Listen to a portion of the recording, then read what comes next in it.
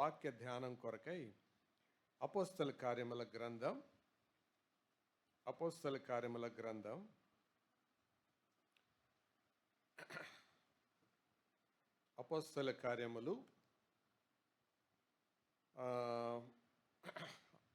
5వ అధ్యాయం.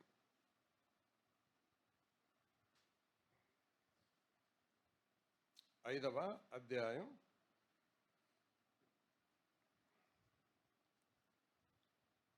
12వ వచనం నుండి నేను చదువుతాను. అపోస్తల కార్యములు 5:12 నుండి. ప్రజల మధ్య అనేకమైన సూచక క్రియలను మహత్కార్యములను అపోస్తలుల చేత చేయబడుచుండెను. మరియు వారందరూ ఏకమనస్కులై సొలొమోను మండపములో ఉండిరి. కడమ వారిలో ఎవడునో వారితో కలుసుకొనుటకు తెగింపలేదు. ప్రజలు వారిని గణపరచుచుండిరి.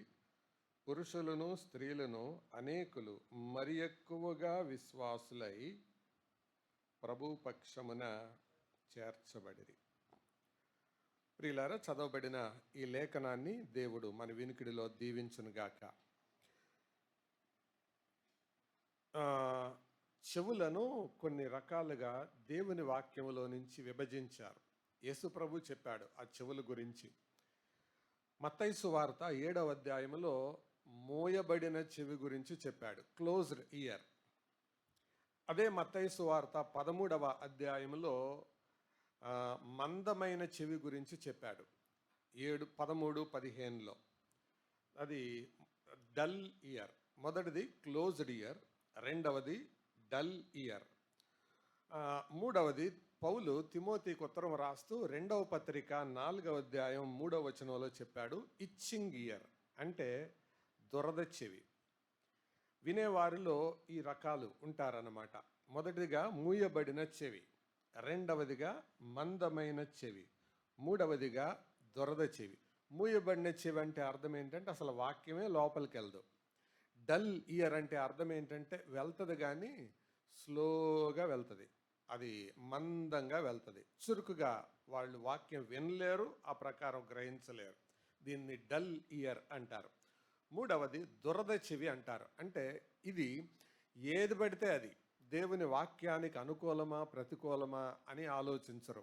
ఏదైనా వాక్యమే కదండి, ఏదైనా బైబిలే కదండి అని బైబిల్లో వాక్యానుసారము కాని బోధన. అందుకే బిల్లీ గ్రాహం గారు ఒక మాట అన్నారు, దేవుని వాక్యములో నుంచి ఏ సిద్ధాంతాన్నైనా బయటికి తీయొచ్చు. ఇంకో సంగతి తెలుసా, కమ్యూనిస్టులు కూడా కమ్యూనిజంని బైబిల్ ఆధారాలతోనే చెప్తారు. అందుకని దేవుని వాక్యాన్ని నీకు ఎంత కావాలో, ఎంత మట్టుకు కావాలో దేవుని మనసులో నుండి ఆ వాక్యాన్ని తీసుకోవాలి అని ఆయన సలహా ఇచ్చారు. వాచ్మెన్ని అనే దైవ సేవకుడు ఇలాగంటాడు, we must read the word of God through the mind of God. మనము దేవుని వాక్యాన్ని దేవుని హృదయంతో చదవాలి. అలా కాకపోతే పెడార్థాలు వస్తాయి. ఉదాహరణకి,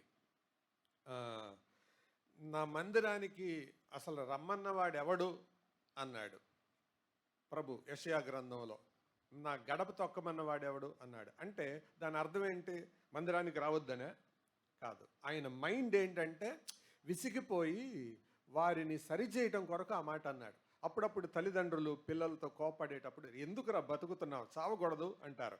అంటే వెంటనే వెళ్ళి వాళ్ళు నదిలోనో దూకాలని, బావిలో పడాలని, లేదా ఉరేసుకోవాలని దాని అర్థం కాదు. వాళ్ళ మైండ్ అది కాదు. కాబట్టి దేవుని వాక్యాన్ని అక్షరార్థంగా కాదు, దేవుని హృదయంలో నుండి. అందుకనే దైవ సేవకుడు ఎంత మంచి మాట అన్నాడు తెలుసా, one should read the Bible or understand the Bible, the word of God through the mind of God. దేవుని మనస్సు కలిగి దానిని మనం చదవాలి. దాన్ని అలా లేకపోతే మనం ఇచ్చింగ్ ఇయర్, దురద చెవిగా అర్థమైపోతుంది అన్నమాట. 3 రకాల చెవి. 4వది రూటెడ్ ఇయర్ అంటే నాటబడిన చెవి. పౌలు యాకోబు తన పత్రికలో 1వ అధ్యాయంలో ఇలా రాశాడు, ఏమనంటే మీరు లోపల నాటబడిన వారై అని. అంటే మన హృదయంలోనికి వాక్యం వెళ్ళాలంటే చెవుల గుండానే వెళ్ళాలి.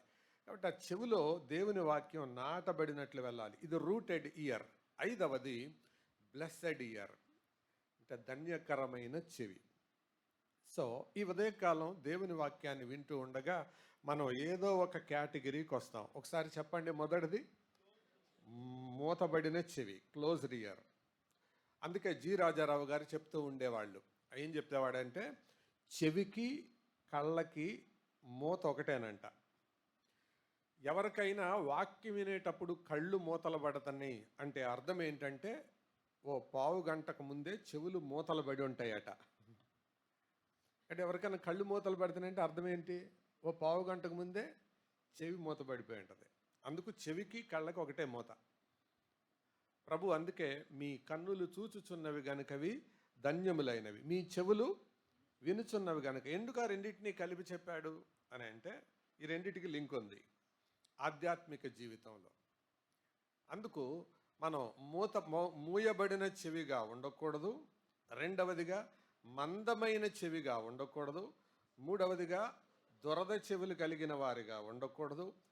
నాలుగవదిగా నాటబడిన చెవులు కలిగిన వారమై ఉండాలి. అది వాక్యం లోపలికి వెళ్ళడానికి. తర్వాత ధన్యకరమైన చెవి కలిగిన వారై ఉండాలి. అంటే దేవుని వాక్యాన్ని విని ఆ ప్రకారం చేసేవాడే ధన్యుడు. ఈ 5 విషయాలను మనం మనసులో ఉంచుకుందాం. మనం గత కొద్ది కాలంగా the characteristics of A healthy and a spiritual church, ఆత్మీయమైన ఆరోగ్య సంఘానికి ఉండే లక్షణాలు మనం ఆలోచిస్తూ ఉన్నాం. ఇది 4వ సెషన్. మొట్టమొదటిగా ఆత్మీయమైన ఆరోగ్యకరమైన సంఘం దైవిక మూలాలను కలిగి ఉంటుంది, డివైన్ రూట్స్. రెండవది దేవుని వాక్య ప్రమాణాలు కలిగి ఉంటుంది, ద వర్డ్ ఆఫ్ గాడ్. మూడవదిగా దేవునికి మొర్రపెట్టుటను ప్రాముఖ్యతగా ఎంచుతుంది, praying to God or praying in the presence of God. నాలుగవదిగా డివైన్ గ్రేస్, దైవిక కృపను కలిగి ఉంటుంది.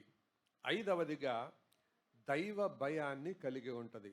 ఇంతవరకు గత వారం వరకు మనం ఆలోచించాం. గ్రేస్ కృప చేసే 3 పనులు గత వారం మనం జ్ఞాపకం చేసుకున్నాం. ఎవరికైనా గుర్తున్నాయా? Grace unifies, grace testifies, grace gives. కృప అనేది గనక మనలో ఉంటే మనం ఏక మనస్కులమై ఉంటాం. అది కృప యొక్క మర్మం. రెండవది కృప మనలో ఉంటే సాక్షులమై ఉంటాం. మూడవది కృప మనలో ఉంటే ఇస్తూ ఉంటాం, గో ఆన్ గివింగ్. అదే సామెతల గ్రంథంలో సొలొమోను అన్న మాట మనం చదివాం కదా, దినమెల్లా ఆశలు పుట్టుచుండును, నీతిమంతుడు వెనుక తీయక ఇచ్చుచూ ఉండును. కాబట్టి ఆశలు పుడుతూ ఉంటాయి, నీతిమంతుడు ఇస్తూ ఉంటాడు. అలాగా గ్రేస్ జరిగించే పనులు, ఆ ఏక మనసు ఏ విషయాల్లో ఉండాలో పోయిన వారం మనం జ్ఞాపకం చేసుకున్నాం. తర్వాత దైవ భయం, దేవుని భయం. ప్రియులారా, భయం అనేది రకరకాలు. కొంతమందికి నీళ్ళంటే భయం, కొంతమందికి కరెంట్ అంటే భయం, కొంతమందికి ప్రజలంటే భయం, కొంతమందికి చీకటి అంటే భయం. కానీ దేవుని నమ్మిన వ్యక్తికి దేవుని భయం ఎక్కువగా ఉంటుంది. దేవుని భయం గురించి దేవుని వాక్యం ఎంతో వివరంగా స్పష్టంగా అనేక మాటలు మాట్లాడింది. కీర్తనలు 128:1 అసలు ఆ మాట ఆ కుటుంబ కీర్తనలో వర్తించే మాటే దైవ భయం కలిగిన వారికి. ఎవరైనా 128:1 చూడకుండా చెబుతారా? చూడకుండా స్టార్ట్ చేయండి. యెహోవాయందు భయభక్తులు కలిగి ఆయన త్రోవలయందు నడుచువారందరూ ధన్యులు, నిశ్చయముగా నీవు నీ చేతుల కష్టార్జితం అనుభవించదు. కాబట్టి కుటుంబ పరంగానైనా సంఘపరంగానైనా వ్యక్తిగతంగానైనా దేవుని భయము చాలా ప్రాముఖ్యం. దేవుని భయములో మళ్ళీ 2 రకాలు, పాజిటివ్ ఫియర్, నెగిటివ్ ఫియర్. సానుకూల భయము, ప్రతికూల భయము. నిజంగా దేవునికి భయపడితే మనం దేవునికి దగ్గరగా అవుతాం. దేవునికి భయపడితే దేవునికి దూరంగా అయ్యే ప్రమాదం కూడా ఉంది. అది ఎప్పుడు అంటే మన మనస్సాక్షి మన మీద దోషారోపణ చేసేటప్పుడు, దేవుని మీద తిరగబడినప్పుడు సహజంగా దూరం అయ్యే భయం వస్తుంది. ఆదాము ఏదెను తోటలో ఉండగా దేవుని స్వరము విని దాక్కున్నాడు. నిజానికి దేవుని ముందుకు రావలసిన వాడు దాక్కున్నాడు. అంటే దేవుడంటే భయం ఉందా లేదా? ఉంది. కానీ దట్ ఈజ్ నెగిటివ్ ఫియర్. అది ఉండకూడదు. బైబిల్ చెప్పేది అది కాదు. దేవునికి దగ్గరగా చేసేది, భక్తిలో మనల్ని పెంచేది అటువంటి భయం.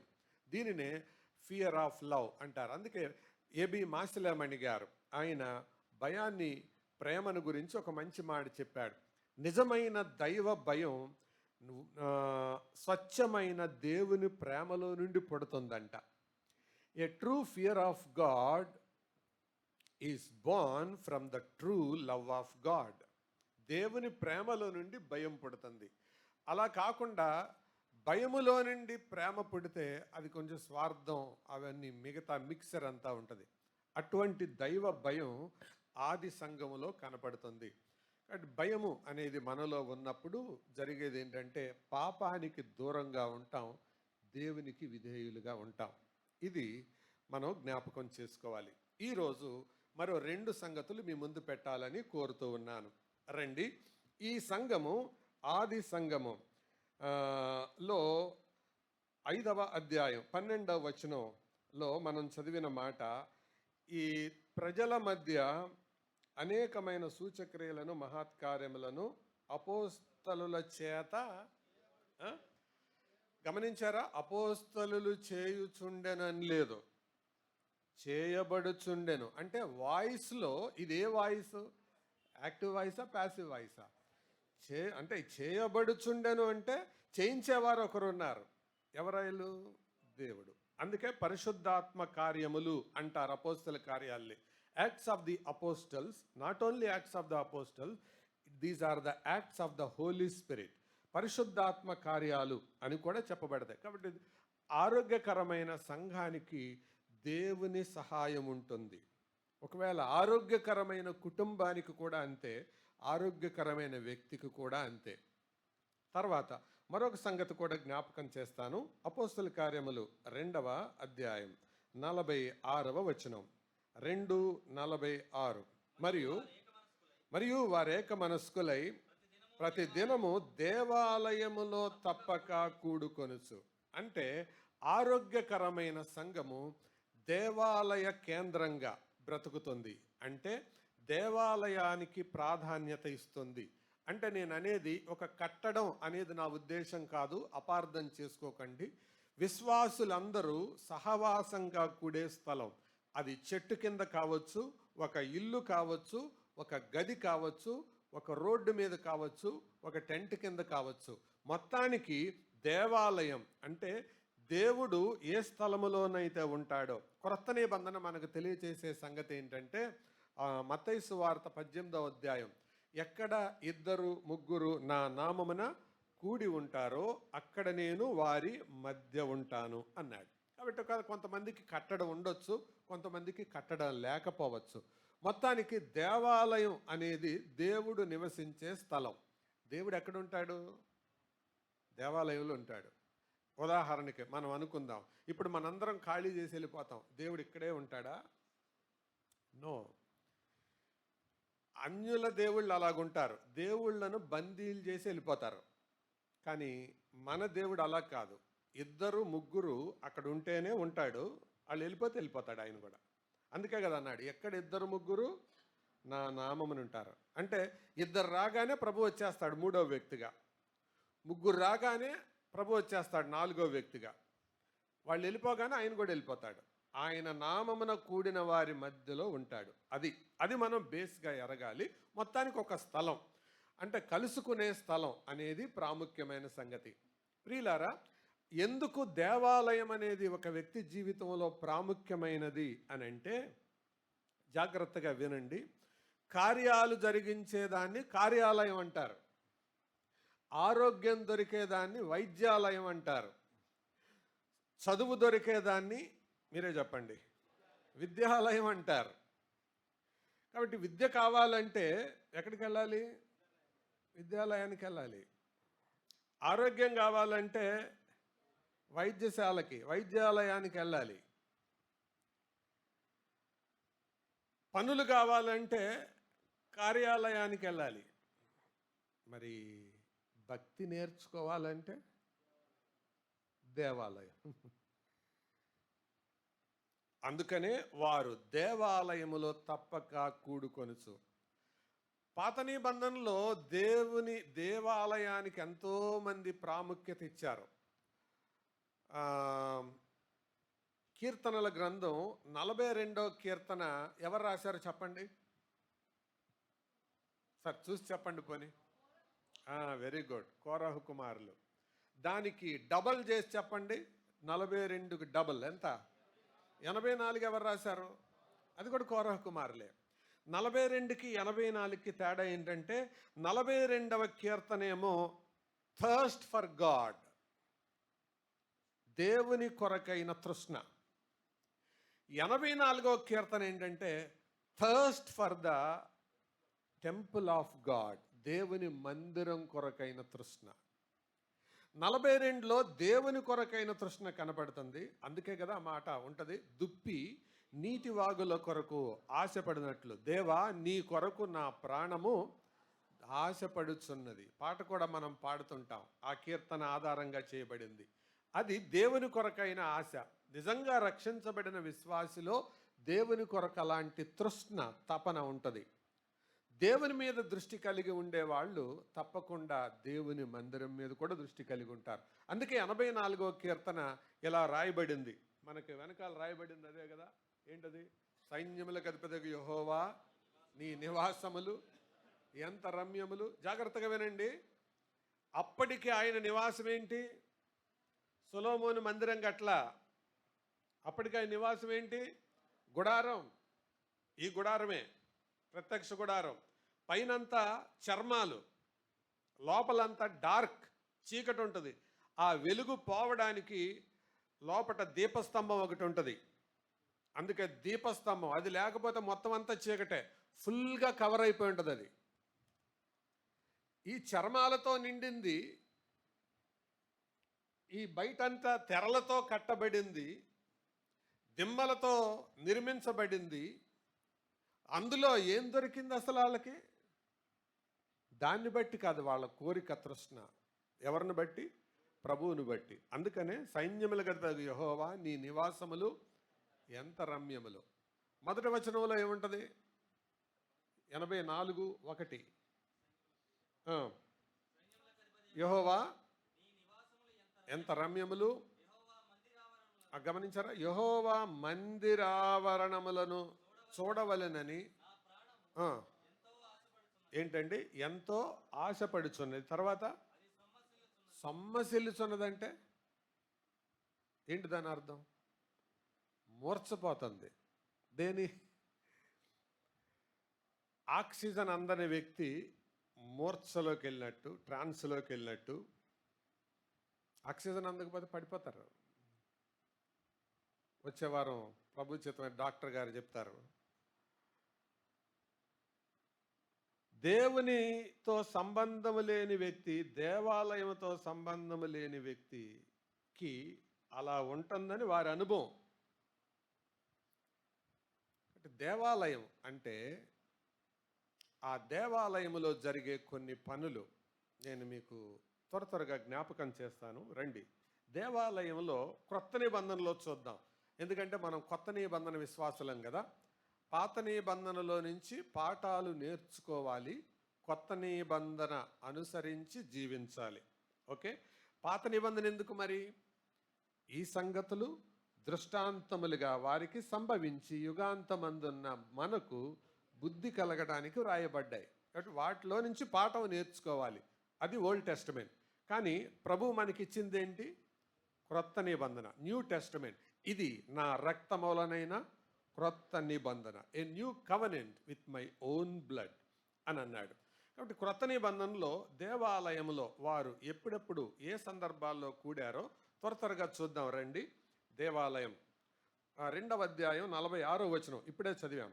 మరియు వారు ఏకమనస్కులై ప్రతిదినము దేవాలయములో తప్పక కూడుకొనుచు. నంబర్ 1, నేను చెప్పదలిచిన మొదటి మాట, they gathered in the temple for the sake of fellowship. సహవాసం కొరకు కూడుకున్నారు. దేని కొరకండి? సహవాసం కొరకు. ఆ పదం గమనించారా? వారు ఏకమనస్కులై ప్రతిదినము దేవాలయములో తప్పక కూడుకొనొచ్చు. తప్పక కూడుకొనొచ్చు. కాబట్టి దేవాలయము అనేది సహవాస స్థలం. రెండవ మాట చెప్తాను, ఇదే అపోస్తల కార్యాలు 3వ అధ్యాయం 1వ వచనం చూడండి, క్రింద బాగా ఉంటుంది. పగలు 3 గంటలకు ప్రార్థనా కాలమున పేతురును యోహానును ఎక్కడికి వెళ్తున్నారు? దేవాలయానికి. సో దేవాలయం రెండవదిగా ఏ స్థలం? ప్రార్థనా స్థలం. It's a place of prayer. దేవాలయంలో ఏముంటుంది? ప్రార్థన కొరకు. అందుకే ప్రభు ఇలా చెప్పాడు, నా మందిరము సమస్త జనులకు ప్రార్థన మందిరం అనబడును. ఆట స్థలం ఎందుకు ఉంటుంది? డబల్ కాట్ బెడ్ తీసుకొని వెళ్ళి వేసుకోవడానికా? అలా వేసుకునేవాడిని మెంటలోడు అనరు. ఆట స్థలంలో ఆట ఆడుకోవాలి. ప్రార్థన మందిరంలో జరగాల్సిందేంటి? ప్రార్థన, ప్రేయర్, ప్రార్థన. సో దేవాలయంలో జరగాల్సిన కార్యక్రమాలు ఏమేంటి చెప్పండి? ఒకటి సహవాసం, ఫెలోషిప్. ఫెలోషిప్ అనే దానికి ఒక ఆయన చక్కని నిర్వచనం చెప్పాడు. Fellows in one ship. ఒక్క షిప్లో ఉండే ఫెలోస్, వాళ్ళ ద్వారా ఏర్పడేదే ఫెలోషిప్. ఆ సహవాసం అనేది చాలా చాలా ప్రాముఖ్యం. సహవాసం, సహవాసం దొరికే స్థలం. రెండవది ప్రార్థన జరిగే స్థలం. మూడవది 3వ అధ్యాయం 8వ వచనానికి రండి. 3:8. ఇదే మాట లూకాసు వార్త 24వ అధ్యాయంలో కూడా ఉంటుంది. మరొకరు అది తీసి రెడీగా పెట్టండి. 3:8 చదువుదాం. వాడు దిగ్గున లేచి నిలిచి నడిచెను, నడుచుచు గంతులు వేయుచు దేవుని స్తుతించుచు వారితో కూడా దేవాలయములోనికి వెళ్ళాను. దేవాలయములోనికి వెళ్ళాను. కాబట్టి దేవాలయంలో ఉండే 3వ పని ఏంటి? స్తుతించడం. స్తుతించడం, ప్రైజ్. ఇదే మాట లూకాలో ముగింపులో రాశాడు. లూకా 24వ అధ్యాయం 53 చేసి ఎడతెగక దేవాలయములో ఉండి, దేవాలయంలో ఏం చేస్తున్నారు? స్తోత్రం. So it's a place of praise. So దేవాలయంలో ఉండాల్సిన బాధ్యతలు ఏంటి? సహవాసం, ప్రార్థన, స్తుతి. 4వది చెప్తాను. 5వ అధ్యాయం అపోస్తల కార్యములు 5:21. 5:21. వారు ఆ మాట విని దేవాలయములోనికి వెళ్ళి బోధించుచును. అంటే దేవాలయములో దొరికే మరొకటి ఏంటి? బోధ. బోధ. మిమ్మల్ని ఒక మాట అడుగుతున్నాను. ఇంట్లో కూడా బోధ వినొచ్చు, కానీ మందిరంలో బోధ వింటే తృప్తిగా ఉంటుందా? యూట్యూబ్లో బోధ వింటే తృప్తిగా ఉంటుందా? మీరు చెప్పండి. కానీ నేటి దినాల్లో ఎక్కువ శాతం మంది యూట్యూబ్కి ఎడిక్ట్ అయిపోయారు. అది సప్లిమెంటరీగా ఉండొచ్చు, అది వేరే సంగతి, కానీ అది మెయిన్ అయిపోకూడదు. అందుకే అప్పుడప్పుడు మనం వింటుంటాం కదా, యూట్యూబ్ అంటే అర్థం ఏంటి? నువ్వు గొట్టం అని. కాబట్టి యూట్యూబ్కి మనం అలవాటు పడొద్దు. అర్థమైందా? దేవాలయములో నేరుగా బోధ వినడానికి మనం ప్రాక్టీస్ చేద్దాం. ఎందుకు అంటే దేవుడు నియమించిన స్థలం అది. మనందరం కలిసి సహవాసం చేయడానికి దేవుడు ఏర్పరిచిన స్థలం అది. ఒక కట్టడం అని మాత్రం నేను చెప్పడం లేదు, అది ఎక్కడైనా కావచ్చు. మొత్తానికి సంఘమందరూ కూడుకునే అనుకూలమైన స్థలం. దేవాలయంలో బోధ దొరుకుతుంది. ఇది 4వది. 5వది అదే 5వ అధ్యాయానికి రండి. 5వ అధ్యాయం 42వ వచనం. 5:42. ప్రతి దినము దేవాలయములోను ఇంటింటను మానక బోధించుచు యేసే క్రీస్తని. ఎక్కడ? దేవాలయములో యేసే క్రీస్తని ప్రకటించుచు. నేను చెప్పదలిచిన 5వ సంగతి ఏంటంటే, యేసే క్రీస్తు అని ప్రకటించబడుతున్నాడు, పరిచయం చేయబడుతున్నాడు ప్రభు. యేసే క్రీస్తు అంటే యూదులకు యేసు మాత్రమే తెలుసు. ఎవరు తెలియదు? క్రీస్తు తెలియదు. మేము సిలువ వేసింది వడ్లవాని కుమారుడైన యేసును అని మాత్రమే అనుకుంటారు. అరే ఆయనే క్రీస్తురా అన్నందుకే చంపింది ఆయన్ని. ఆయనే క్రీస్తు అన్నందుకే ఈ శిష్యులను చెరలో వేసింది, దెబ్బలు కొట్టించింది. అయితే అంటే దేవాలయములో ప్రభువు ఆయన ప్రభువుగా క్రీస్తుగా పరిచయం చేయబడుతున్నాడు.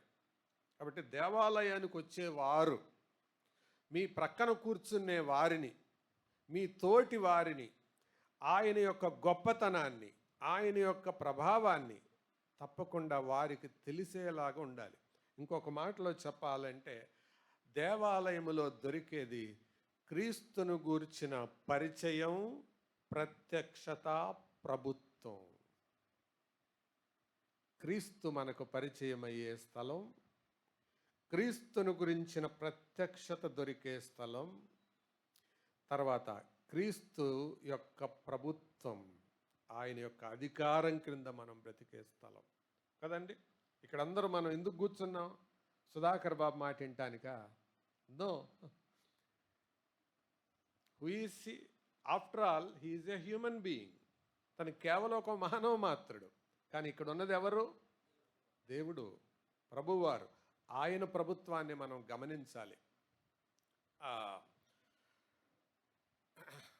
18 సంవత్సరాలకే ప్రభు పరిచర్యలోకి వచ్చి యవన కాలంలోనే ఒక సింహములాగా దూకుతూ ప్రసంగిస్తూ ఉండేటువంటి చార్ల్స్ హెడన్ స్పర్జన్, ఆయన ప్రసంగం వినడానికి విక్టోరియా మహారాణి చెవులు కోసుకునేదట. ఆమె దేవుని మందిరానికి వస్తే వెనకాల కూర్చునే వాళ్ళు, అరే రే రాణిగారు వచ్చారు, లేవండి లేవండి, రాణిగారు వచ్చారంటే ఆవిడ ఇలాగ, ఎవ్వరు నా కోసం లేవద్దు, నేను అంతఃపురములో రాణినే కానీ ఇక్కడ మీకు లాంటి ఒక సహోదరిని, దేవుని వాక్యం కొరకు వచ్చాను, ఇక్కడ మీరెవ్వరూ నాకు స్పెషల్ ట్రీట్మెంట్ ఇవ్వద్దు. What a simple and humble heart towards the presence of God. ఒక రాణి ఒక్కోసారి కూర్చోడానికి స్థలం లేకపోతే లేచి నిలబడి కిటికీలు వెనకాల నిలబడి వాక్యం విని వెళ్ళేదట. చరిత్ర అలాగూ చెబుతుంది. అందుకనే స్పర్జన్ ఆయన ప్రసంగించిన కాలంలో పిఏ సిస్టమ్ లేదు. మెట్రోపాలిటన్ ట్యాబర్నాకిల్ అనే దాన్ని వాళ్ళు నిర్మించారు. ఆ ట్యాబర్నాకిల్ని ఎలాంటి టెక్నాలజీతో కట్టారంటే పిఏ సిస్టమ్ లేదు కదా, ఒక మూల నిలబడి మాట్లాడితే చివరి వరకు రీసౌండ్ వచ్చేలాగా పెట్టారు. పబ్లిక్ అడ్రస్ సిస్టమ్ లేదు ఆ రోజుల్లో. సుమారు 50,000 మంది వరకు కూర్చొని వినొచ్చు. అంత విశాలమైన స్థలం, అలాంటి స్ట్రక్చర్. ఆ రీసౌండ్తోనే దాని గురించి ఒక వృత్తాంతాన్ని ఆయన సాక్ష్యం పుస్తకంలో రాశాడు. ఆ చెక్ చేసేటప్పుడు స్పర్జన్ ఒకరోజు నిలవబడి ఇలా, మామూలుగా మనమైతే ఏమంటాం, హలో మైక్ చెక్, హలో అనేవాళ్ళు కొందరు. కొంతమంది ఏమో అసలు మైక్ చెక్కే praise Lord, hello praise Lord. అరే మైక్ చెక్కి ప్రైజ్ లార్డ్ ఏంటరా? ప్రైజ్ లార్డ్ అనే దానికి కూడా మైక్ చెక్కి ప్రైజ్ లార్డ్ అంటారు. అది భలే విచిత్రం కదా అది. కానీ ఆయన నిలబడి మైక్, ఒకసారి మీ సౌండ్ చెక్ చేద్దామండి, మాట్లాడండి అంటే ఆయన నిలబడి behold the lamb of God అన్నాడంట. ఇదిగో దేవుని గొర్రెపిల్ల. ఫైన్, ఇంజనీర్ గారు మళ్ళీ ఆ మూలకి వెళ్ళండి అనండి. ఎందుకంటే స్పర్జన్ ఒక చోట నిలబడి వాక్యం చెప్పడు, స్టేజ్ అంతా తిరుగుతుంటాడు. ఆ మూలకెళ్ళి మళ్ళీ behold the lamb of God, ఇదిగో దేవుని గొర్రెపిల్ల అన్నాడట. ఫైన్ సార్, బాగుంది, ఒకసారి స్టేజ్ కిందకి దిగి చెప్పండి అన్నాడంట. స్టేజ్ కిందకి దిగి ఇంకా పెద్దగా అరిచాడంట, behold the lamb of God. సమయం అయిపోయింది. ఫైన్, సక్సెస్, ప్రయోగం సక్సెస్ అయిపోయింది. కొద్ది కాలం తర్వాత స్పర్జన్ ఒక మీటింగ్లో వాక్యం చెబుతూ ఉండగా ఒక మాసిపోయిన బట్టలు వేసుకున్న అతను వచ్చి, సార్ స్పర్జన్ మీరేనా అని అంట. అవునండి నేనే. మీరెవరంటే నేను మీ ఆత్మీయ కుమారుణ్ణండి అని అంట. నువ్వెక్కడ, నేనెక్కడ కలుసుకున్నాను నేనంటే, నేను ఎప్పుడు ముఖాముఖిగా కలవలేదండి. నేను ఒకరోజు మీరు వాక్యం చెబుతున్న మెట్రోపాలిటన్ ట్యాబర్నాకిల్ పక్కన ఇనుప కర్మాగారంలో సమ్మెట వేస్తూ పని చేస్తున్నాను. ధన ధన సమ్మెట వేస్తున్నాను. ఆ సమ్మెట శబ్దాల కంటే మించిన శబ్దం ఒకటి నా చెవిన పడింది. Behold the lamb of God. ఆ స్వరమే ఈ స్వరం అని నేను ఇక్కడికి వచ్చానండి అని అన్నాడు. అని అంటే అప్పుడు ఏదో నేను క్యాజువల్గా మాట్లాడాను. కానీ మీరు ఎలా మాట్లాడారో నాకు తెలియదు సార్. క్యాజువల్గా మాట్లాడారో సీరియస్గా మాట్లాడారో తెలియదు. కానీ ఆ సమ్మెట వేసే నేను ఆ సమ్మెట పక్కన పడేసి మోకాళ్ళ మీద కుప్ప కూలిపోయి అక్కడే యేసు ప్రభువుని నా స్వంత రక్షకుడిగా అంగీకరించాను సార్ అన్నాడు. దేవాలయములో ఆయనకి తెలీదు. మామూలుగా అయితే మనం ఏమంటే హలో హలో కొద్దిగా ఎక్కువ పెంచు, లేదా హలో హలో కొద్దిగా తగ్గించు, ఇలాంటి శబ్దాలు మనం వింటుంటాం. కానీ ఆయన టెస్టింగ్ కూడా వాక్యాన్నే. అందుకే ఆయనే చెప్పాడు ఇలా, one should read his Bible so that every drop of his blood becomes bibline. ఒకడు దేవుని వాక్యాన్ని ఎలా చదవాలంటే వాక్యములో శరీరములో ప్రతి రక్తపు బొట్టు బైబిలీయంగా మారేలాగా చదవాలి. నిన్ను గుచ్చితే రక్తంతో పాటు ఒక వచనం బయటికి రావాలి. అలా చదవాలంట వాక్యాన్ని అని ఆయనే చెప్పాడు. ప్యూరిటన్స్ కూడా అదే చెప్పారు. ప్యూరిటన్స్ని బాగా ఇష్టపడేవాడు చార్ల్స్ హెడన్ స్పర్జన్. దేవాలయం అనేది ఈ జరిగేవి. కాబట్టి ఆయన గురించిన పరిచయం, దేవాలయంలో జరిగేది ఏమేంటి చెప్పండి? ప్రభువుని గురించిన పరిచయం. రెండవదిగా పరిచయం అయిన వాళ్ళకి ప్రభువు కొత్తగా ప్రత్యక్షమవుతూ ఉంటాడు. ప్రత్యక్షమైన వాళ్ళు ఆయన ప్రభుత్వం కింద బ్రతుకుతారు. ఇదంతా ఒక డిసిప్లిన్. స్కూల్కి వెళ్ళినప్పుడు ఏబిసిడీలు ఇంట్లో కూర్చొని నేర్చుకోలేరు. మరి స్కూల్కి ఎందుకు పంపేది? ఎందుకు పంపుతారు? మిగతా వాళ్ళతో కూర్చోవడం రావాలి, గుండీలు పెట్టుకోవడం రావాలి, ముక్కు చీమిడి తుడుచుకోవడం రావాలి. ఇవన్నీ అమ్మ చెబితే అర్థం కాదు, అర్థమైనా చేయబుద్ధి కాదు.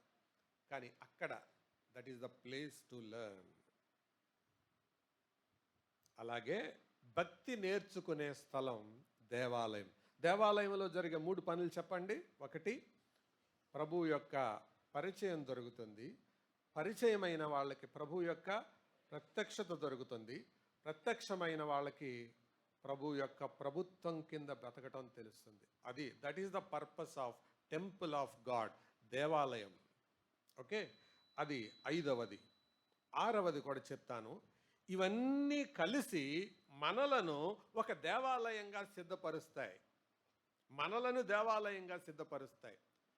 నా సొంత మాట కాదు, బైబిల్లో మాటే. ఎఫెసీయులకు రాసిన పత్రిక 2వ అధ్యాయం. ఎఫెసీయులకు రాసిన పత్రిక 2వ అధ్యాయం 21వ వచనానికి రండి. ప్రతి కట్టడమును ఆయనలో చక్కగా అమర్చబడి ప్రభువునందు పరిశుద్ధమైన దేవాలయమగుటకు వృద్ధి పొందుచున్నది. ఆయనలో మీరు కూడా అర్థమైందా?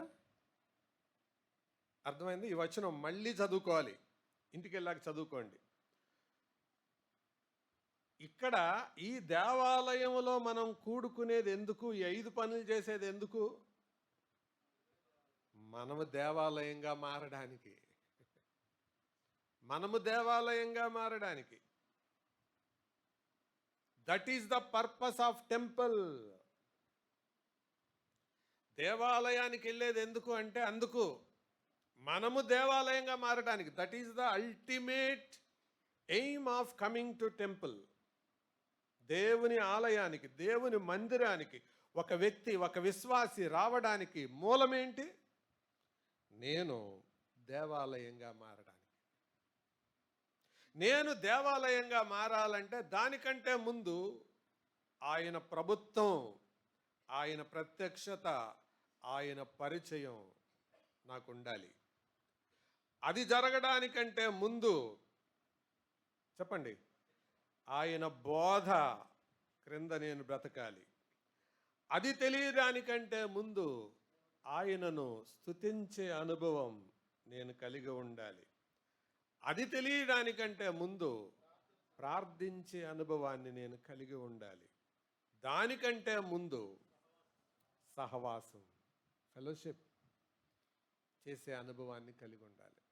అందుకే మ్యాథ్స్ చేసేటప్పుడు టీచరు కొంత భాగం చెప్తాడు, మిగతా భాగం పక్కోడు చెప్తుంటాడు. ఈ స్టెప్ అది కదరా, రాంగ్ వేసావరా అంటుంటాడు. మీకు చదువుకునే పిల్లలకి ఐడియా ఉండి ఉంటుంది. టీచర్ చెప్పేది ఒక ఎత్తు, పక్కనోడు గైడ్ చేసేది మరొక ఎత్తు. ఫెలోషిప్ అంటే అది అర్థం. వాక్యములో నుంచి నేర్చుకునేది ఒక ఎత్తు, తోటి విశ్వాసుల నుండి నేర్చుకునేది మరొక ఎత్తు. ఎలా కూర్చోవాలి, ఎలా ప్రార్థన చేయాలి, ఎలాగా ఆరాధించాలి, ఇవన్నీ సహవాసం దొరికే స్థలం. మళ్ళీ ఒకసారి చెప్పండి. దేవాలయంలో జరిగే 5 పనులు. నంబర్ 1, సహవాసం దొరుకుతుంది. ప్రార్థన సమయాన్ని మనం కలిగి ఉంటాం.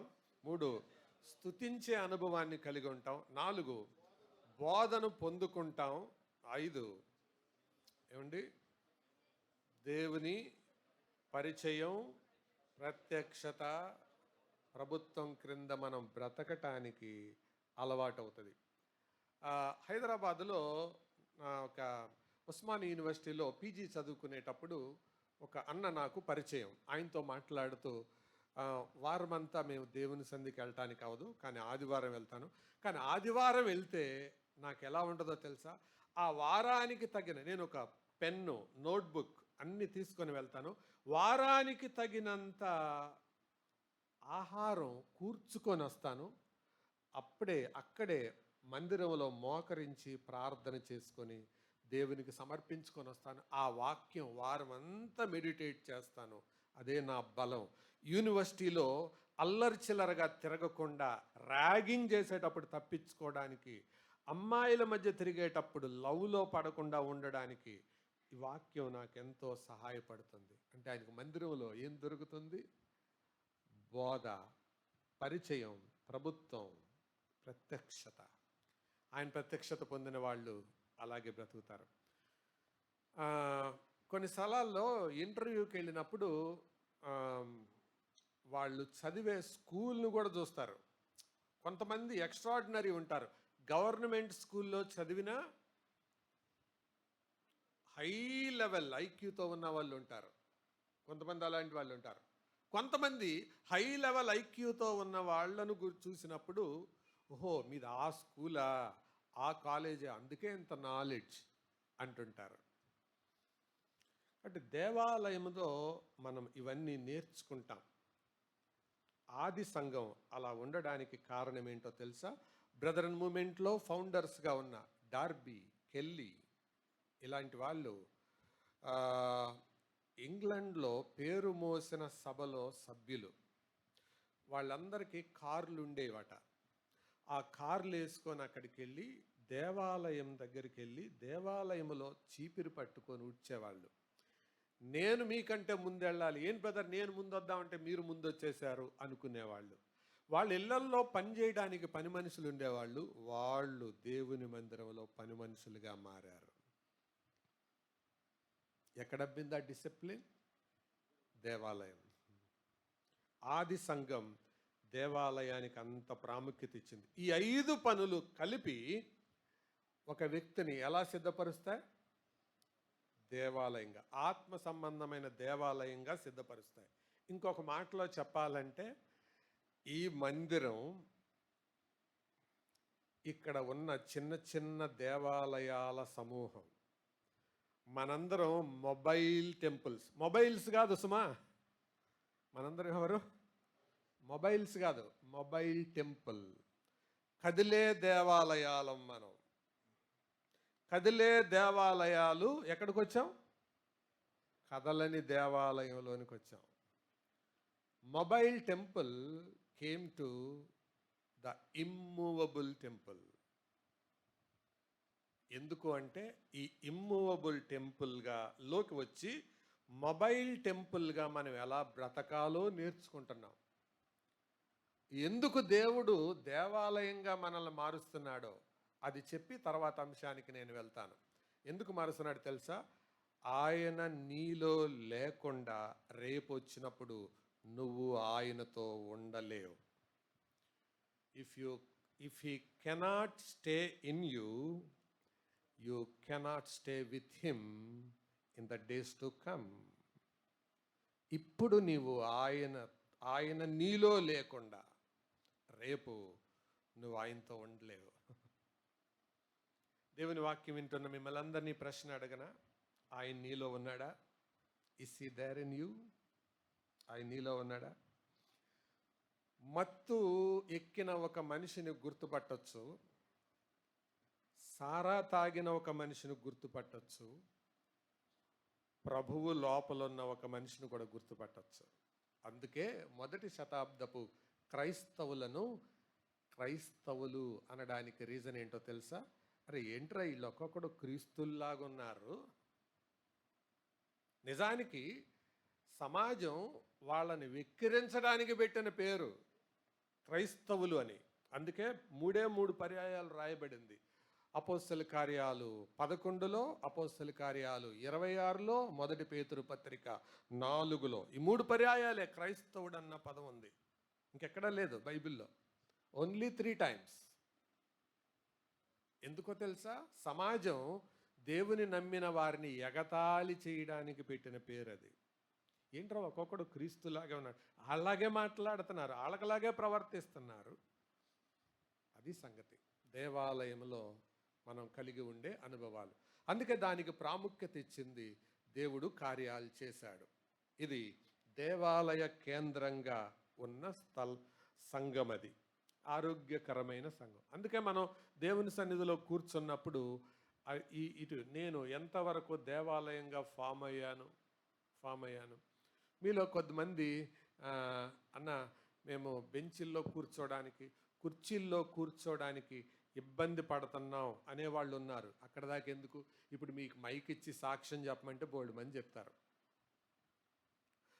బెంచి కుర్చీలో కూర్చోడానికి మీరు ఇబ్బంది పడుతున్నారే, యేసు ప్రభు మీలో ఉండడానికి ఎంత ఇబ్బంది పడుతున్నాడు? ఎంత ఇబ్బంది పడుతున్నాడు ఆయన?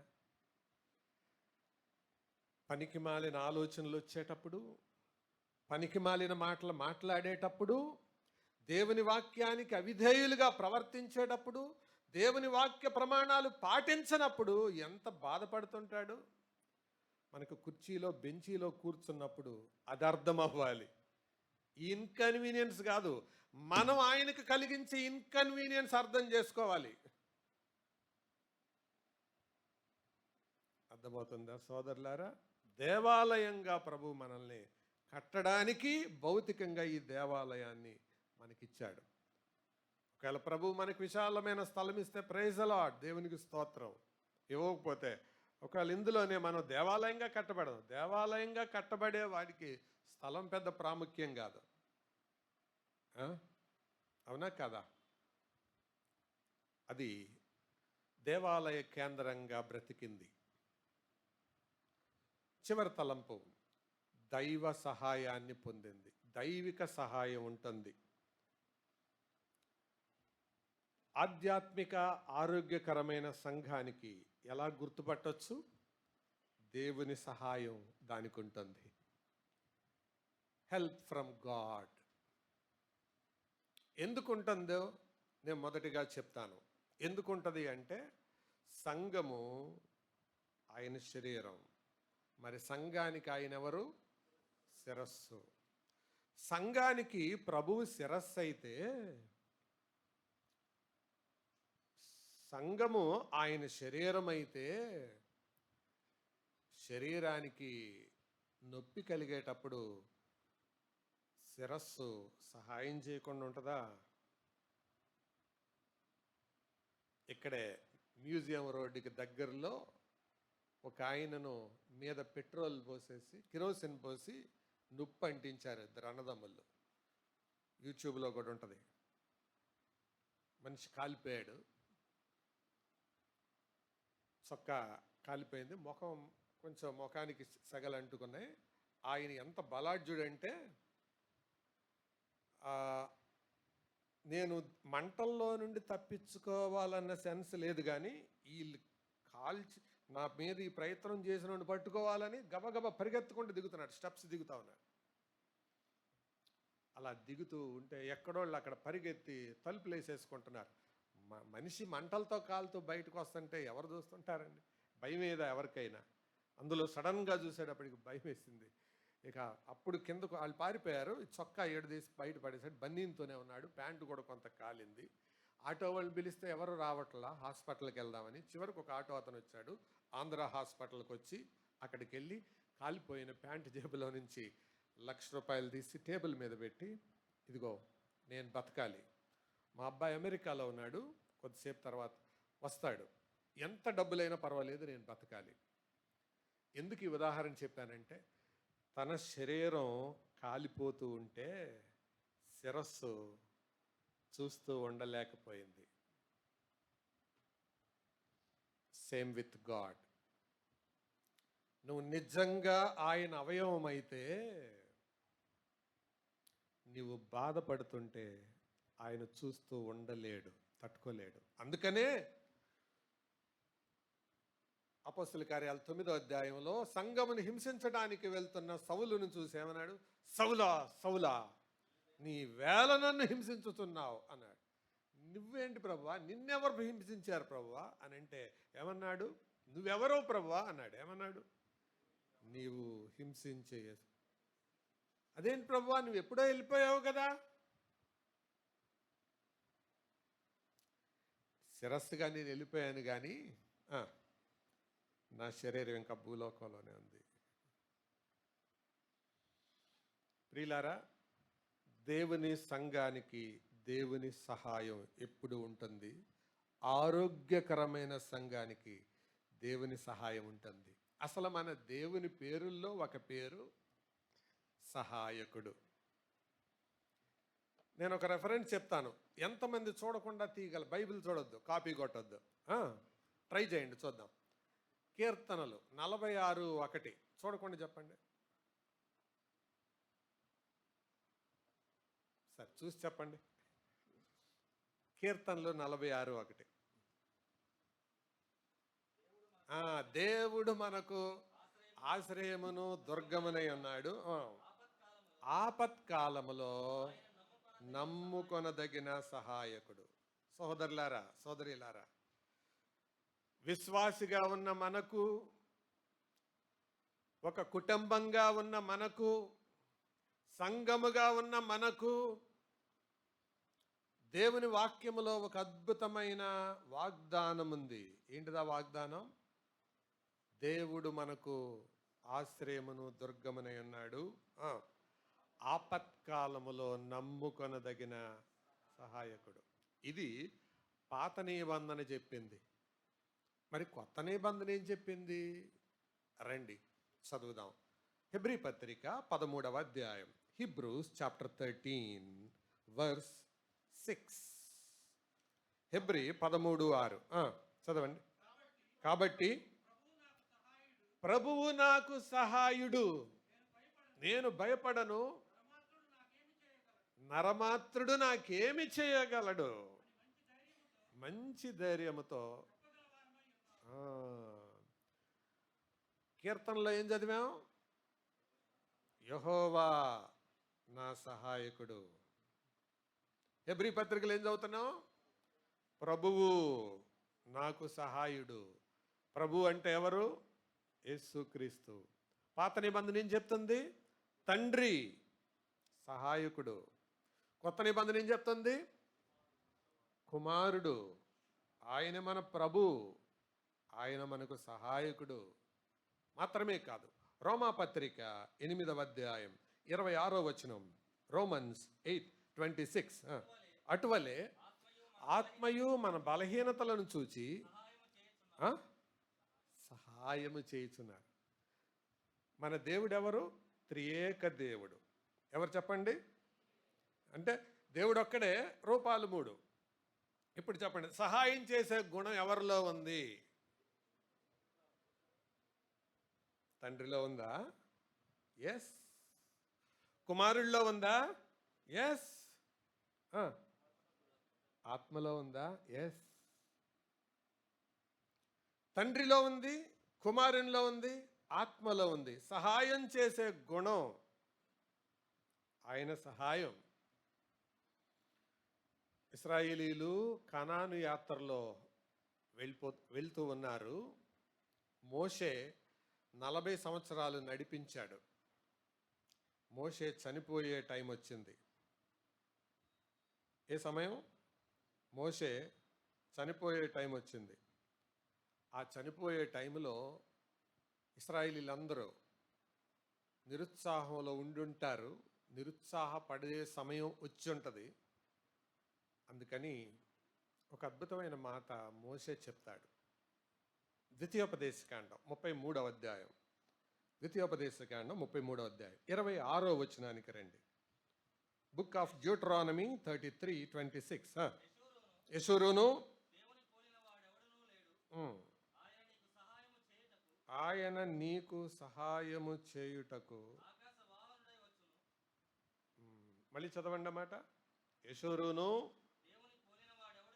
యెషూరును అని గ్యాప్ ఉందా? యెషూరును దేవుని పోలిన వాడు ఎవడు లేడా? ఎట్లాగది మనం చదివేది? యెషూరును దేవుని పోలిన వాడెవడును లేడు, ఆయన మనకు సహాయము చేయుటకు. ఎలాగెలాగా? ఆకాశవాహనుడై వచ్చును.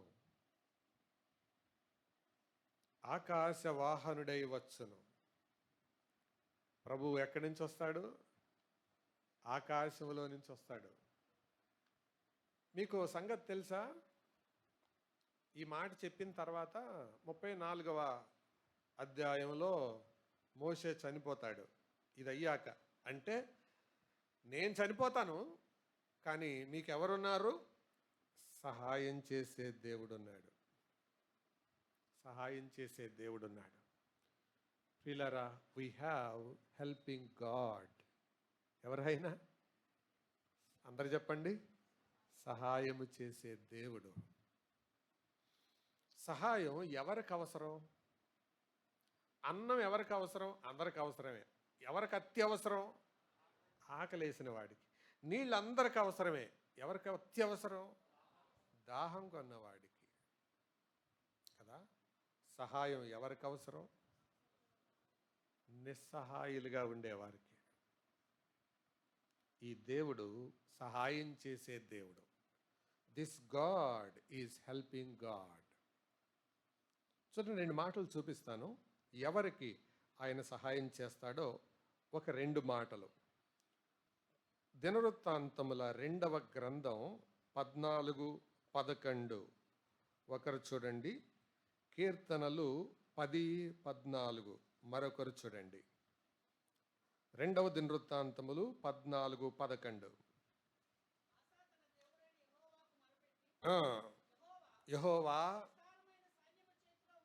విస్తారమైన సైన్యము చేతిలో ఓడిపోకుండా బలము లేని వారికి సహాయము చేయుటకు.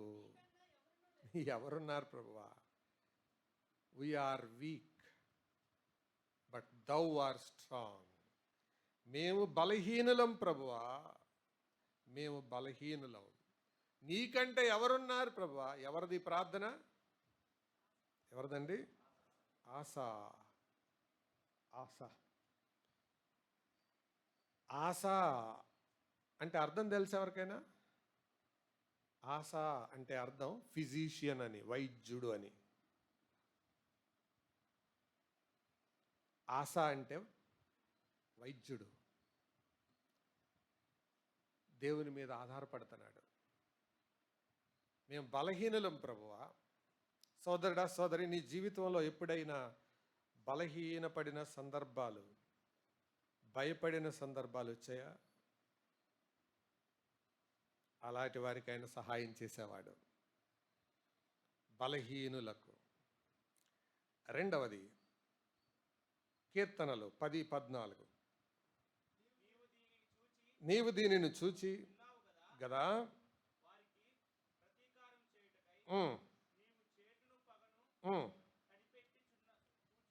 చూచున్నావు.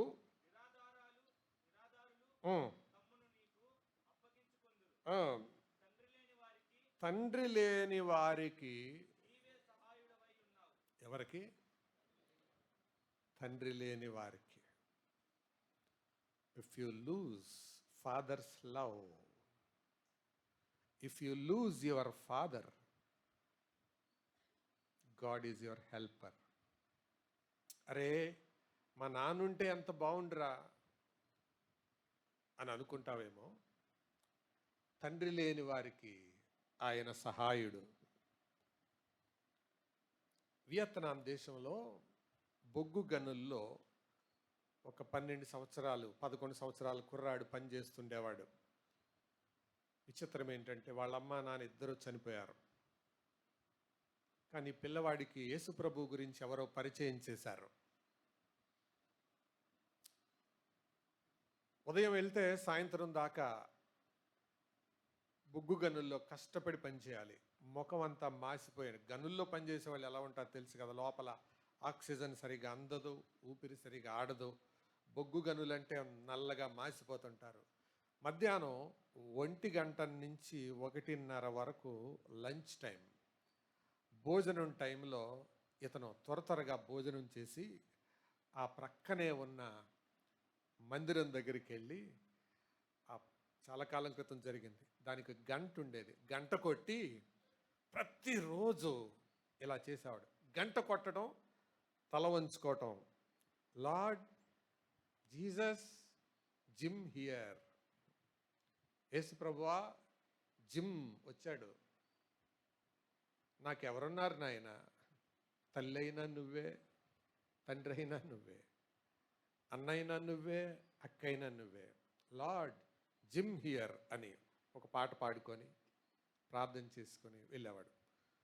రోజు ఈ టైంకి గంట కొడుతున్నారు, ఎవర్రా అనే పాస్టర్ గారు చూశాడు. చూస్తే ఒక పిల్లోడు వస్తున్నాడు. ఏంటి రోజు వస్తున్నాడు, పని పాట లేనోడు, బట్టలు మాసిపోయినాడు, వీడు వచ్చి ఏం చేస్తాడు, అసలు వీడు మంచోడా లేదా యాంటీ సోషల్ ఎలిమెంటా అని పరీక్ష చేద్దామని గమనిస్తూ ఉన్నాడు. ఇక ఓ రోజు సడన్గా రావడం మానేశాడు. అతను చూస్తే అర్థమైంది ఇతను బొగ్గు గనుల్లో పనిచేసేవాడని. మానేశాడు. 4-5 రోజులు కనిపెట్టాడు.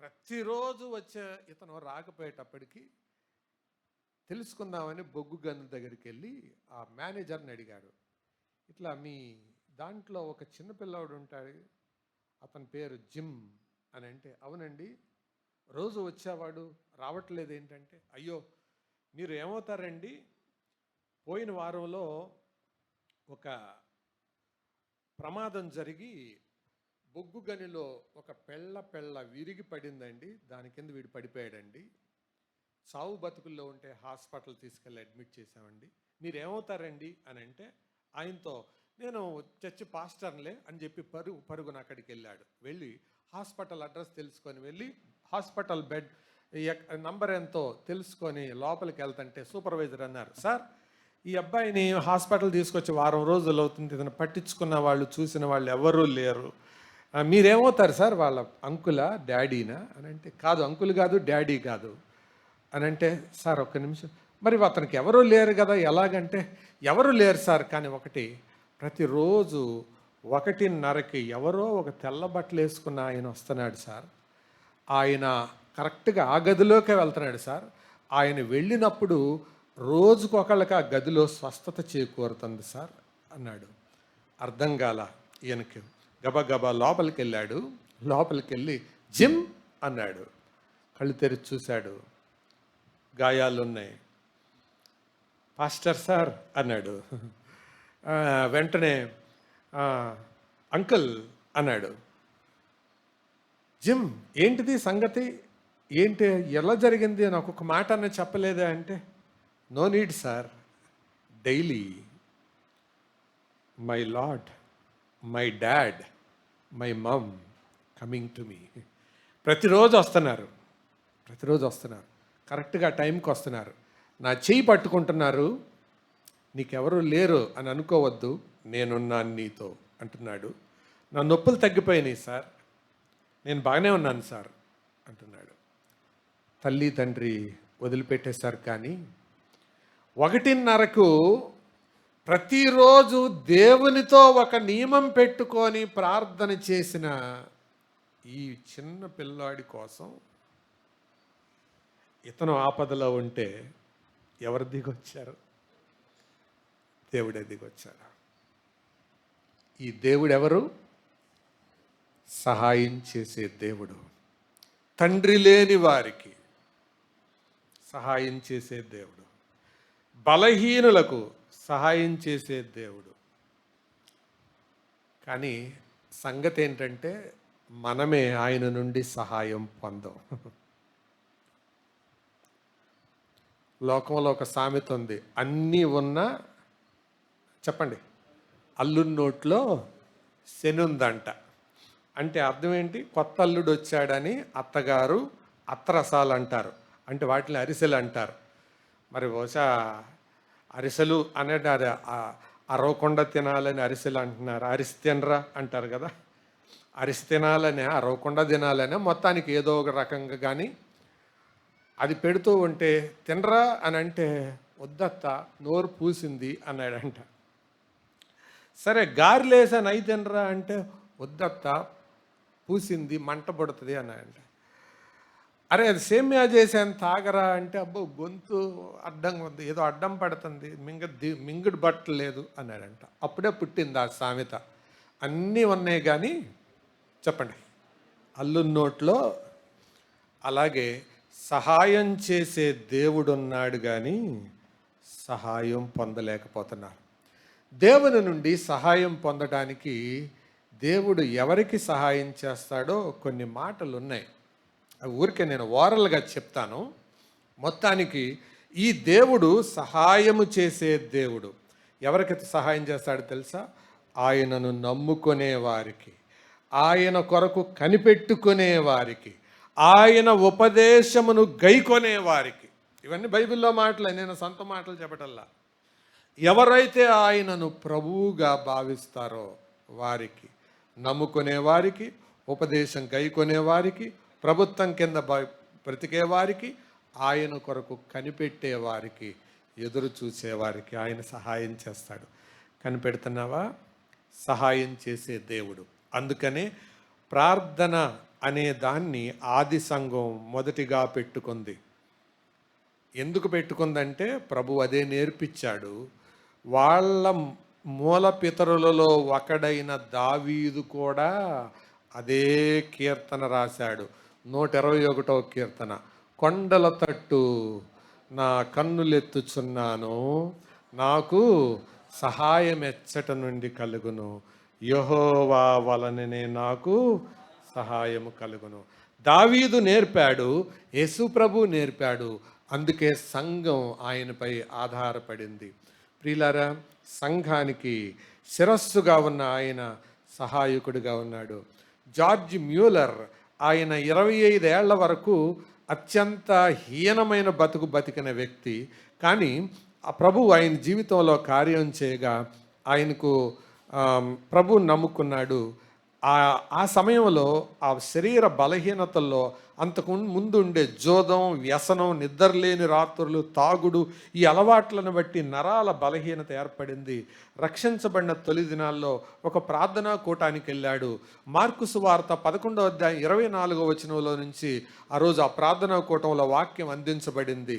ఆ వాక్యం ఏంటో తెలుసా? మార్కు 11:24 చదువుతున్నారు, వినండి. అందుచేత ప్రార్థన చేయనప్పుడు అరుగుచున్న వాటి నెల్లను నమ్ముడి, అప్పుడు కలుగునని మీతో చెప్పుచున్నాను. రక్షించబడిన తొలి దినాలు. అప్పుడే ప్రార్థనకి వెళ్ళాడు. ఒంట్లో బలహీనత ఉంది, శరీరంలో బలహీనత ఉంది, నరాల బలహీనత, వణిగిపోతున్నాడు.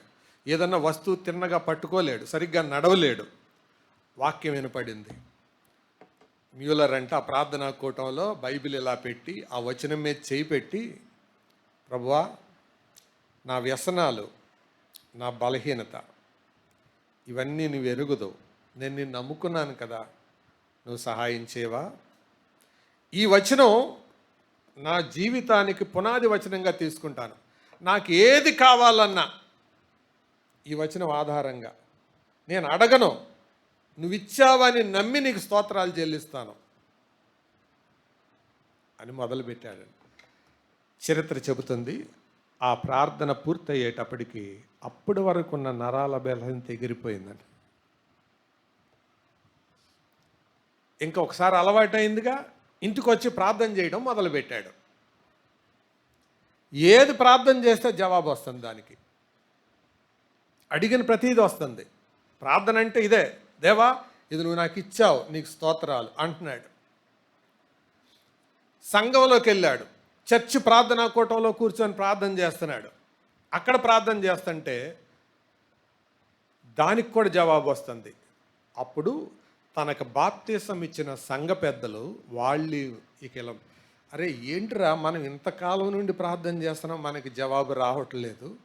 ఈ కుర్ర కొంక వీడు మనకంటే వెనకాల రక్షించబడినాడు, వీడు ప్రార్థన చేస్తుంటే దేవుడు వింటున్నాడు అని వాళ్ళు ప్రార్థనను మార్చారంటే, ఇక సంఘంలో ఇలా ప్రార్థన చేయడం మొదలు పెట్టారట. ఢిల్లీ నుంచి వచ్చిన అంకుల్ చెప్పగా విని నేను చెప్తున్నాను ఈ మాట. అబ్రహాము దేవా, ఇస్సాకు దేవా, జార్జ్ ముల్లర్ దేవా, మాకు సహాయం చేయి. తనకు బాప్తీసం ఇచ్చిన సంఘ పెద్దలు ఏం ప్రార్థన చేస్తున్నారు? అబ్రహాము దేవా, ఇస్సాకు దేవా, యాకోబు దేవా, జార్జ్ ముల్లర్ దేవా, నువ్వు వాళ్ళకి ఎందుకు ఇస్తావు, మాకెందుకు ఇవ్వు? ఉన్నారా అలాంటి యవనస్తులు ఇక్కడ? మీ వెనకాల తరాలు సిగ్గుపడేలాగా ప్రార్థించేవాళ్ళు ఉన్నారా? అలాంటి యవనస్తులు ఉన్నారా ఈ కూడికలో? మిమ్మల్ని బట్టి వెనకాల తరాల వాళ్ళు ఉజ్జీవించబడేలాంటి యవనస్తురాండ్లు ఉన్నారా? స్టోరీ కట్ షార్ట్ చేస్తే, జార్జ్ మిల్లర్ చనిపోయిన తర్వాత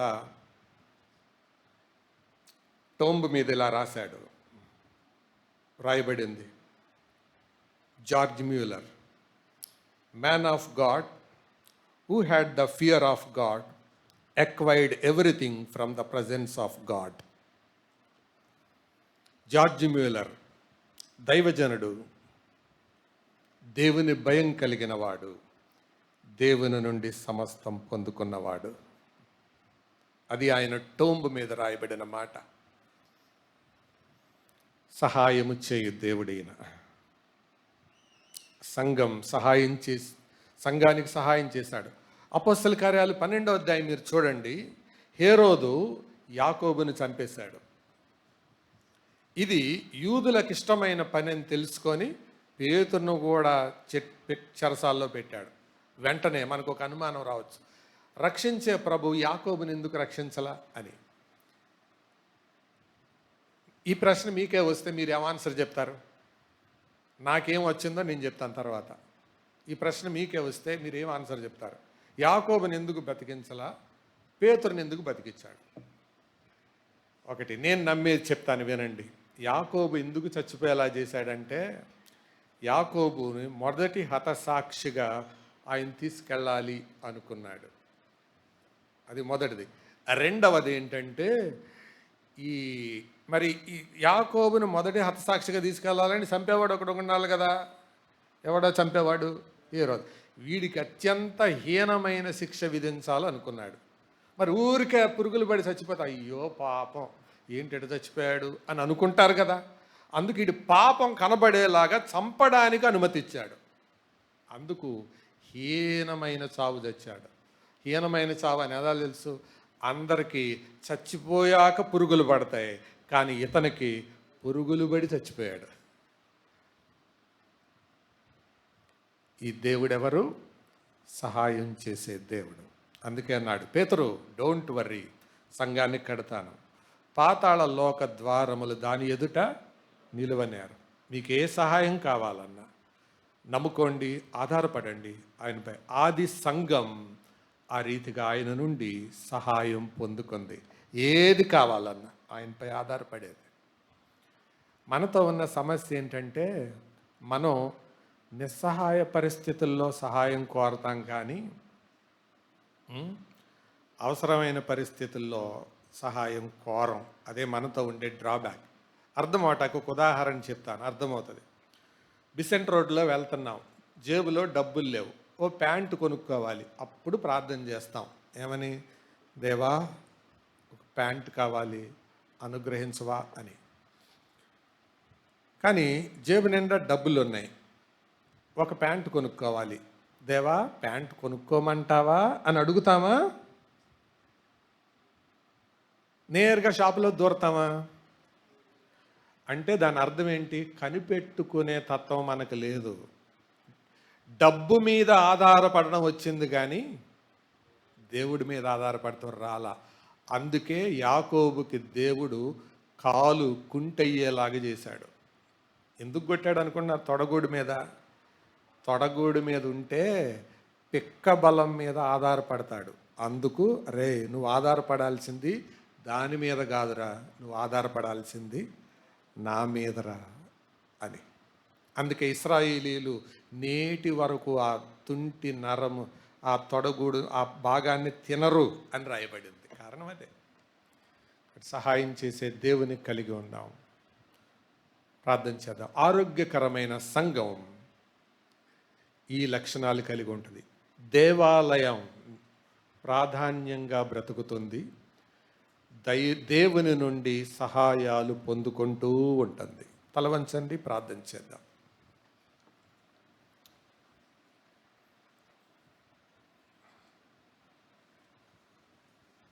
కొద్ది నిమిషాలు మనల్ని మనమే ప్రభువుకి అప్పగించుకుందాం.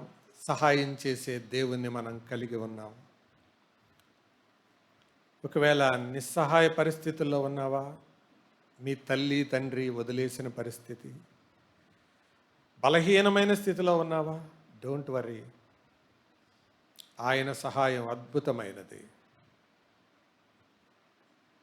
నరుల సహాయం పాక్షికమైనది, తాత్కాలికమైనది. తండ్రి సహాయం చేసేవాడే,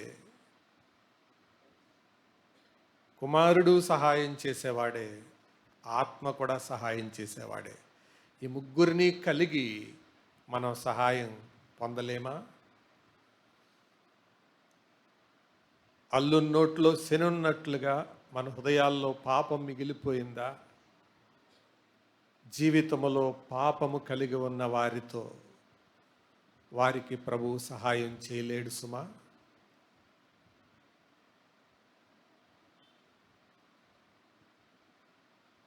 ప్రార్థన చేసుకుందాం.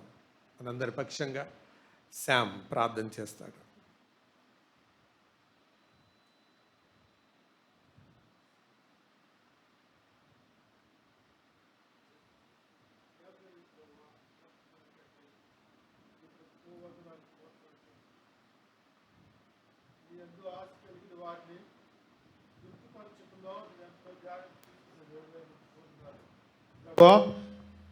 నీ మీద ఆశపడి ఆధారపడి ఆరాధించడానికి వచ్చిన ఈ మనుషుని హృదయాన్ని లోతుగా పరీక్షించిన దేవుడవు, అవసరమైన మాటల చేత బలపరిచి పంపించే దేవుడవు. నీ మందిరంలోనికి వచ్చిన ప్రతి వారిని ఒక మందిరముగా మార్చి జీవజలధారలుగా వారిని ఊట చేసేటట్లుగా చేసే దేవుడవు. నీకు వందనాలు ప్రభువా. యథార్థమైన హృదయంతో నీ తట్టు చూచినప్పుడు, చేతులు చాచినప్పుడు బలపరిచి పంపే దేవుడవు. బలహీనతను ఎరిగి నిన్ను ఆశ్రయించిన వారిని బలపరిచి పంపే దేవుడవు. తండ్రి లేని వారికి, విధవరాండ్రకు ప్రత్యేకమైన కృపను నీ దగ్గర దాచి ఉంచిన దేవుడవు. నిన్ను ఆశ్రయించిన నరుని ఏసడింపుకునేవాడివి కాదు ప్రభువా. తండ్రి, గౌరవించే దేవుడవు. నీ అందు విశ్వాసం ఉంచిన వారిని, వారి విశ్వాసతను గణపరిచి గౌరవించి ఆదరించి పంపే దేవుడవు. ఈ ఉదయకాల సమయంలో హృదయమారా నిన్ను స్తుతిస్తున్నాం ప్రభువా. నిన్ను మేము గణపరుస్తున్నాం ప్రభువా. ఆ రోజు జిమ్ విషయంలో మీరు ఎంత సహాయం చేశారో అంతే గొప్ప దేవుడవు ప్రభువా. నిజంగా అవసరతలతో ఉన్న ప్రతి బిడ్డను మీరు తాకి పంపించే దేవుడవు. నీ పైన ఆధారపడుతూ నిన్నే నమ్ముకొని నూతన జీవం పొందాలని ఆశపడిన ప్రతి వారికి ఒక నడిచే మందిరంగాను వారితో వెళుతున్నందుకు స్తోత్రాలు చెల్లించుకుంటున్నాం. నీ మందిర ఆవరణంలో ప్రతి స్థలంలో ఉన్న కూర్చున్న వారిని నీ వాక్యం తాకినట్లుగా మేము చూస్తూ ఉన్నాం ప్రభువా. నీ కొందనాలు తండ్రి. యాకోబు దేవుడా, ఇస్సాకు దేవుడా, అబ్రహాము దేవుడా, జార్జ్ ముల్లర్ దేవుడా అన్నట్లు మా సంఘంలో కూడా అంత పౌరుషం కలిగినటువంటి విశ్వాసులను యవనస్తులను యవనరాండ్రను విధురాండ్రను మీరు లేపి ప్రార్థనా పరులుగా నీ మందిరంలో ఉండే ఈ సహాయాన్ని అందరూ పొందుకొని ప్రభువా ప్రార్థన వీరులుగా బలా నమ్మకమైన దాసులుగా బలమైన ఆశ్చర్యమైన కార్యాలు చూసే విశ్వాసులుగా చేయండి. ఇదేదో కొంతమందికి ఇచ్చే దేవుడవు కాదు ప్రభువా. నీ యందు నమ్మిక ఇచ్చిన ప్రతి వారిని, నీ యందు కనిపెట్టుకున్న ప్రతి వారికి ధారాళంగా దయచేసే దేవుడవు. నీ కొందనాలు. నిజమే, మాలోనే శని ఉన్నదని మేము జ్ఞాపకం చేసుకుంటూ ఉన్నాం. మాలో కట్టబడిన ప్రతి బంధకాన్ని, ఈ శని గ్రహాలన్నింటినీ తీసివేయమని నీ సహాయాన్ని కోరుకుంటున్నాం. ఇది మా శక్తి ద్వారా జరగటం లేదు ప్రభువా. నీ ఆత్మశక్తి ద్వారా దేవుడు, తండ్రి అయిన దేవుడు సహాయం చేసేవాడే, కుమారుడైన దేవుడు సహాయం చేసేవాడే, ఆత్మదేవుడు సహాయం చేసేవాడే. ఎవరిని ఆశ్రయించినా సహాయం మాకు కొదువు లేదు ప్రభువా. నీ కొందనాలు చెల్లించుకుంటూ హృదయమారా తృప్తిపడి వెళుతున్న ప్రతి బిడ్డను బలపరిచి పంపండి. తీర్మానం తీసుకున్న వారితో ప్రత్యేకమైన కృపనివ్వండి. ఈ దాసును బలపరిచి ఈరోజు పరిచర్యను, ఈ వారంలో పరిచర్యలను మీరు బలపరచమని ప్రార్థన చేస్తూ లోకంలోనికి వెళుతూ ఉన్నాం. ఈ ప్రత్యేకతను కలిగి, ఆదరణను కలిగి, నెమ్మదిని కలిగి, వారానికి సరిపడా ఈ యొక్క మందిర బోధను మేము అనుభవిస్తూ నేను స్మరించుకుంటూ బలపరచబడాలని ఆశగా ఉంది ప్రభువా. లోకంలోకి వెళ్ళి మళ్ళా బలహీనపడకుండా నీపైన ఆధారపడుతూ ప్రతి క్షణం జీవించగలిగినట్లు సహాయం చేయమని మందిరంలో ప్రతి వారిని మీకు అప్పగించుకుంటూ మా ప్రియుడు మా రక్షకుడునైన యేసుక్రీస్తు వారి నామం ద్వారా ఈ ప్రార్థన చేస్తున్నాం తండ్రి. ఆమేన్. తండ్రి, కుమార, పరిశుద్ధాత్మ దేవుని కాపుదల, భద్రత, సహాయం ప్రభు రాకడ పర్యంతం మనందరితో ఉండి ఆయన రాకడ కొరకు మనల్ని సిద్ధపరుస్తూ నడిపించునుగాక. ఆమేన్.